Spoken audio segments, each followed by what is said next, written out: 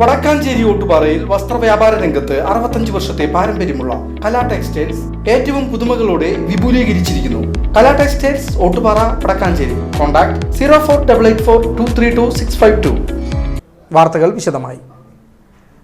അഴിമതിക്കാരനായ നഗരസഭാ സെക്രട്ടറിയെ അറസ്റ്റ് ചെയ്യണമെന്നാവശ്യപ്പെട്ട് വടക്കാഞ്ചേരി ബ്ലോക്ക് കോൺഗ്രസ് കമ്മിറ്റിയുടെ നേതൃത്വത്തിൽ വടക്കാഞ്ചേരിയിൽ നഗരസഭാ മാർച്ച് സംഘടിപ്പിച്ചു. ചൊവ്വാഴ്ച രാവിലെ 10:30 വടക്കാഞ്ചേരി പ്രസ് ക്ലബ്ബ് പരിസരത്ത് നിന്നാണ് മാർച്ച് ആരംഭിച്ചത്. മാർച്ചിന്റെ ഉദ്ഘാടനം DCC പ്രസിഡന്റ് ജോസഫ് ടാജറ്റ് നിർവഹിച്ചു.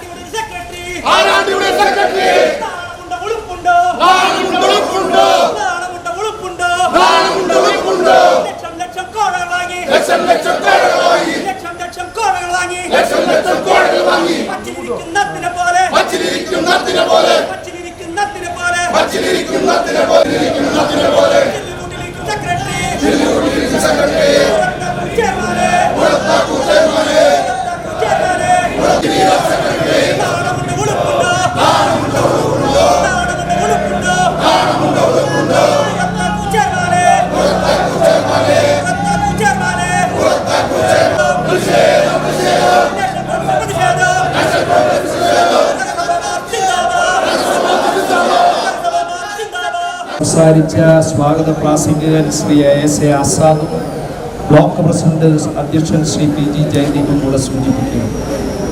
ഇത്രയേറെ അഴിമതി നടത്തിയ ഓരോ സെക്രട്ടറി ഇപ്പോഴും ഇവിടെ തുടരുന്നു എന്ന് പറഞ്ഞാൽ അത് ഈ നഗരസഭയ്ക്ക് മാത്രമല്ല ഈ നഗരത്തിന് കൂടെ അപമാനകരമായ ഒരു കാര്യം.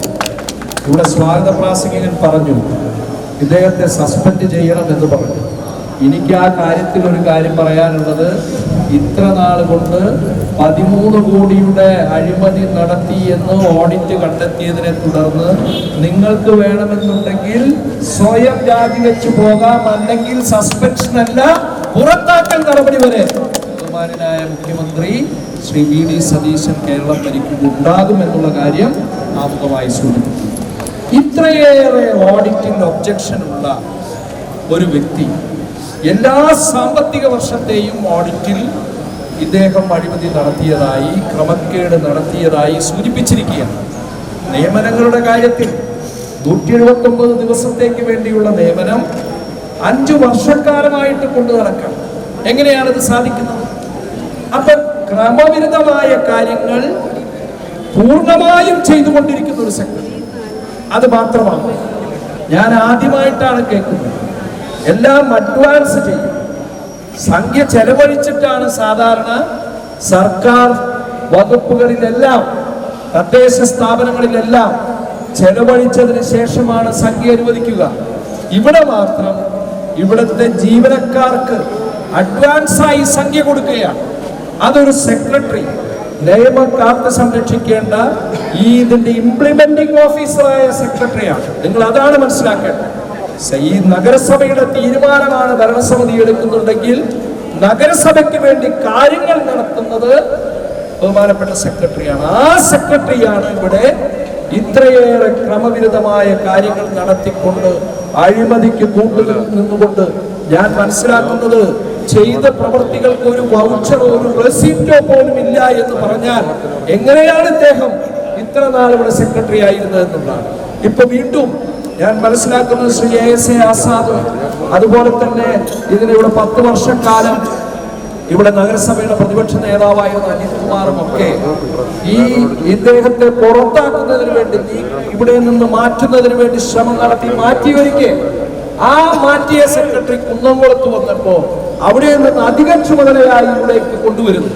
വീണ്ടും അപേക്ഷ നമ്മൾ കൊടുത്തതിന്റെ അടിസ്ഥാനത്തിൽ അദ്ദേഹത്തെ വീണ്ടും നീക്കം ചെയ്യാൻ ഉത്തരവ് വന്നിട്ടും ഇവിടുത്തെ ഭരണസമിതി അതിനെ കൂട്ടാക്കിയിട്ടില്ല എന്നുള്ളതാണ്. ഞാൻ ഇത്രയേറെ അഴിമതി ഉണ്ട് എന്ന് എനിക്ക് ഇപ്പോഴാണ് മനസ്സിലായത്. ശ്രീ അജിത് കുമാർ എന്നൊക്കെ DCCയിൽ വരുന്നുണ്ടെങ്കിലും അന്ന് പറയും ഇവിടുത്തെ ഈ സെക്രട്ടറിയെ കുറിച്ചും അതിനെക്കുറിച്ചും ഇവിടെ നടത്തുന്ന സമരങ്ങളെ കുറിച്ചും ഞാൻ ഇത്രയേറെ ഭീകരമായ അഴിമതിയാണെന്ന് ഞാൻ മനസ്സിലാക്കിയിട്ടുണ്ടായിരുന്നില്ല. ഈ ഓഡിറ്റ് ഒബ്ജക്ഷൻ വന്നപ്പോഴാണ് നമുക്ക് മനസ്സിലായത് ഒരു കാര്യത്തിൽ പോലും ഒരു റെസിപ്റ്റ് പോലും ഇല്ലാത്ത ഒരു പദ്ധതി വിഹിതം ചെലവഴിക്കുന്ന ഒരു വ്യക്തിയെ താൽക്കാലിക നിയമനങ്ങൾ മാത്രമല്ല, എമർജൻസിയായി അടിയന്തരമായ സാഹചര്യത്തിൽ ചെയ്യേണ്ട കാര്യങ്ങൾ, ആ കാര്യങ്ങളിലൊക്കെ പൂർണ്ണമായ അഴിമതി നടക്കും. എങ്ങനെയാണ് ഇവർ അഴിമതി ചെയ്യാതിരിക്കുക? ഈ അഴിമതിക്കൊക്കെ കൂട്ടുനിൽക്കുന്ന ഒരു ഭരണമല്ലേ കഴിഞ്ഞ 10 വർഷക്കാലം പിണറായി വിജയൻ നടത്തിയത്? പ്രത്യേകിച്ച് തദ്ദേശ സ്ഥാപനങ്ങളുടെ ഭരണം. നിങ്ങൾക്കറിയാം, ഇവിടെ നേരത്തെ സൂചിപ്പിച്ചു, ഈ കഴിഞ്ഞ സാമ്പത്തിക വർഷം അവസാനത്തെ ഗഡു നൽകിയില്ല. പക്ഷെ ഇന്നിപ്പോ സമരത്തിന് വന്നിരിക്കുകയാണ്. ഇടതുപക്ഷ ജനാധിപത്യ മുന്നണി എല്ലാ തദ്ദേശ സ്ഥാപനങ്ങളുടെ മുന്നിലും ഇന്ന് സമരത്തിലേക്ക് വന്നിരിക്കുന്നു. എന്താണ് കാരണം പറയുന്നത്? മുഖ്യമന്ത്രിയായി നമ്മളുടെ സർക്കാർ ശ്രീ VD സതീശന്റെ നേതൃത്വത്തിൽ അധികാരമേറ്റതിനു ശേഷം തദ്ദേശ സ്ഥാപനങ്ങളുടെ ഫണ്ട് വെട്ടിക്കുറച്ചു എന്നാണ് പറയുന്നത്. ഈ വെട്ടിക്കുറച്ചു എന്ന് പറയുന്നവർ അവരുടെ കാലഘട്ടത്തിൽ എന്തുണ്ടായി എന്ന് അവർ ആലോചിക്കുന്നില്ല.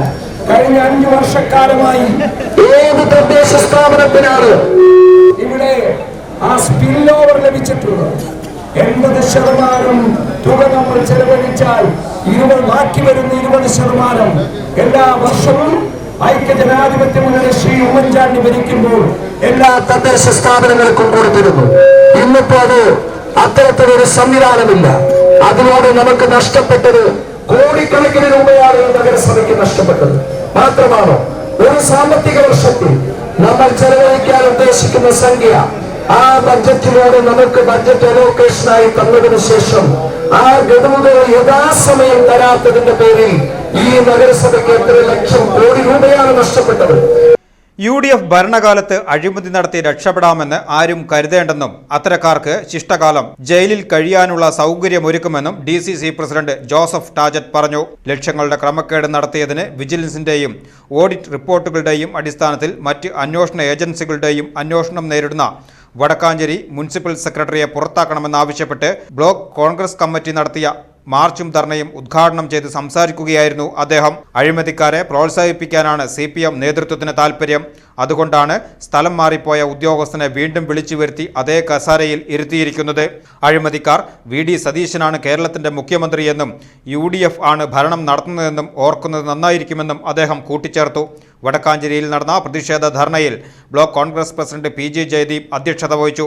കോൺഗ്രസ് നേതാക്കളായ രാജേന്ദ്രൻ അരങ്ങത്ത്, K Ajith Kumar, SAA Azad, NR Satheesan, ഷാഹിദാർ Rahman, Jijo Kurian, PJ Raju, NA Sabu, PN Vaishakh എന്നിവർ സംസാരിച്ചു. പ്രതിഷേധ പ്രകടനത്തിന് TP Gireeshan, CH Harish, Jaison Mathew, Sasi master, Hari Nambalat, Nasar Mankara എന്നിവർ നേതൃത്വം നൽകി. വർഷമായി വടക്കാഞ്ചേരി 11ാമത്തെ വർഷമാണ് വടക്കാഞ്ചേരി നഗരസഭയായിട്ട്. നമ്മുടെ എല്ലാവരുടെയും ആദരണീയനായ നേതാവ് CN ബാലകൃഷ്ണനാണ് വടക്കാഞ്ചേരി മുണ്ടത്തിക്കോട് പഞ്ചായത്തുകളെ സംയുക്തമായി ചേർത്തുകൊണ്ട് വടക്കാഞ്ചേരി നഗരസഭയാക്കിയത്. ആ നഗരസഭയാക്കിയതിൻ്റെ അന്ന് ആദ്യ തെരഞ്ഞെടുപ്പിൽ തന്നെ ഇടതുപക്ഷം വന്നപ്പോൾ തൊട്ട് ഈ നാടിൻ്റെ ഗതികേട് തുടങ്ങിയതാണ്. പൊട്ടൻ ഈ പൊതിക്കാത്ത തേങ്ങ കിട്ടിയ പോലെ എന്താണ് ഈ സാധനം ചെയ്യേണ്ടത് എന്ന് അറിയാതെ കൊണ്ട് നടക്കുകയാണ് ഇപ്പോൾ ഇവരെല്ലാവരും. ആദ്യത്തെ ചെയർപേഴ്സൺ ശിവപ്രിയ, പിന്നെ വന്ന സുരേന്ദ്രൻ, ഇപ്പൊ വന്ന ചെയർമാൻ എന്ന് പറഞ്ഞൊരു ബിനാമി ചെയർമാനാണ്. കാരണം അവർക്ക് സംസാരിക്കാൻ അവകാശമില്ല. CPM സ്ത്രീ വിരുദ്ധാണെന്ന് നമ്മൾ പറയുമ്പോൾ അവരല്ല, ഞങ്ങളാണ് സ്ത്രീകൾക്ക് സ്വാതന്ത്ര്യം കൊടുക്കണമെന്ന് പറയും. പക്ഷെ ഒരു നഗരസഭാ ചെയർമാൻ കമ്മിറ്റിയിൽ സംസാരിക്കാൻ അവകാശമില്ലാത്ത ഒരു നഗരസഭയാണ് വടക്കാഞ്ചേരി. ഇവിടെ സുരേന്ദ്രനാണ് ബിനാമി ചെയർമാനാണ് ഇപ്പം ഭരിച്ചുകൊണ്ടിരിക്കുന്നത്. ഇവിടെ എന്താ നടന്നത്? നഗരസഭയാക്കിയ സമയത്ത് 2 പഞ്ചായത്തുകളുടെയും അസസ്മെന്റ് രജിസ്റ്റർ ഒന്നാക്കാൻ അന്നുണ്ടായിരുന്ന ആദ്യത്തെ ഭരണസമിതിയിൽ പൂർണ്ണയില്ല. ഇവിടെ മനോജ് സെക്രട്ടറിയായി വന്നതിന് ശേഷം അതിൻ്റെ പ്രവർത്തനം എന്നുള്ള പേരിൽ നമ്പർ, വീട് ഇടിച്ചു പൊളിച്ചു കഴിഞ്ഞ വീടുകളുടെ നമ്പർ, അനധികൃത നമ്പറുകൾക്ക് കൊടുത്ത് ലക്ഷങ്ങൾ കൈക്കൂലി വാങ്ങി. അതുപോലെ തന്നെ നിലവിലുള്ള കെട്ടിടം പുതുക്കി പണിയാൻ മോഡിഫിക്കേഷൻ എന്ന് പറഞ്ഞ് അതിനകത്ത് വേറെ മറ്റേ പെർമിറ്റ്, സാധാരണ പെർമിറ്റ് എടുത്ത് ചെയ്യാം.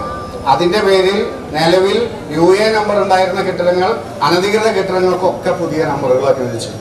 ലക്ഷക്കണക്കിന് രൂപയാണ് മനോജ് സെക്രട്ടറി ആയിരിക്കുമ്പോൾ ഇത്തരത്തിൽ അഡ്ജസ്റ്റ്മെന്റ് നടത്തിയത്. രണ്ടാമത് ഈ രണ്ടാമത്തെ പ്രളയം വന്നപ്പോ ലക്ഷക്കണക്കിന് രൂപ ഇവിടുത്തെ ഹെൽത്ത് ഇൻസ്പെക്ടർമാർക്ക് വർക്ക് ചെയ്യാന്നുള്ളതിന്റെ പേരിൽ അഡ്വാൻസ് കൊടുത്തു. 50,000 തൊട്ട് 75,000 വരെ. അതിന്റെ ഞാൻ ധനകാര്യ സ്റ്റാൻഡിംഗ് കമ്മിറ്റിയിൽ ഉണ്ടായിരുന്നു. ധനകാര്യ സ്റ്റാൻഡിംഗ് കമ്മിറ്റിയിൽ അന്നും ഇന്നും UDF ഭൂരിപക്ഷമുള്ള കമ്മിറ്റിയാണ്. ഒരു വൗച്ചറോ ബില്ലോ ധനകാര്യ സ്റ്റാൻഡിംഗ് കമ്മിറ്റിയിൽ വന്നിട്ടില്ല. ഓഡിറ്റുകാർക്കും കാണിച്ചു കൊടുത്തിട്ടില്ല. അതാണ് അസതൊക്കെ പറഞ്ഞത്. അഡ്വാൻസ് കൊടുത്തതൊക്കെ ആയിട്ടുള്ള തുകയാണ് ഈ 13 കോടി രൂപ. 1000 രൂപയുടെ മുകളിൽ ഒരു കാശ് ചെലവേണമെങ്കിൽ ചെക്കായിട്ട് നഗരസഭയിൽ നിന്ന് കൊടുക്കാൻ പറ്റുള്ളൂ. പണ്ട് 25,000 ഞങ്ങളൊക്കെ ആദ്യം പഞ്ചായത്ത് പ്രസിഡന്റ് പറയുമ്പോൾ 25 രൂപയുടെ മുകളിൽ ചെക്ക് കൊടുക്കണം. അങ്ങനെയുള്ള ഒരു സ്ഥലത്ത് 50,000 75,000 അഡ്വാൻസ് കൊടുക്കുക. അത് എന്തിനും ചെലവ് ചെയ്തു എന്ന് അറിയുന്നില്ല. 2 ലക്ഷം 2 ലക്ഷമാണ് അഡ്വാൻസ്. 2 ലക്ഷം രൂപയാണ് അഡ്വാൻസ് കൊടുക്കുന്നതെന്ന് നമ്മൾ ഞെട്ടില്ലേ? എങ്ങനെയാണ് കൊടുക്കാൻ പറ്റിയത് സർക്കാർ സ്ഥാപനത്തിൽ? അത് മാത്രമല്ല, ഇവിടെ തേക്ക് ഒന്നാമത്തെ പ്രളയത്തിൽ ഏകദേശം ഞാന് തൊഴിലാളികൾ വെച്ചിട്ടാണ് തേക്ക് 150 തേക്ക് അവിടെ കുറാഞ്ചേരി നല്ല തേക്ക് മുറിച്ചിട്ടുണ്ടായിരുന്നു. ആ തേക്ക് ലേലം ചെയ്തോ? കാശ് നഗരസഭയിൽ വന്നിട്ടില്ല. അവിടെ ഉണ്ടായിരുന്ന മണ്ണ് ഏറ്റവും ഒരു 25,000 ലോഡ് മണ്ണ്, അത് കൈപ്പറമ്പ് തൊട്ട് ഗ്രൗണ്ട് ഇതുപോലെയൊക്കെ അടിച്ചു കൊടുത്തു. ലക്ഷക്കണക്കിന് രൂപയാണ് അന്നത്തെ കൗൺസിലർമാരായ ചില ആളുകൾ, ഞാൻ പേര് പറയുന്നില്ല, പറഞ്ഞു തോറ്റു വരുന്നത്, എല്ലാവർക്കും അറിയാവുന്ന 2 കൗൺസിലർമാര് വിറ്റ് കോടികൾ ഉണ്ടാക്കി.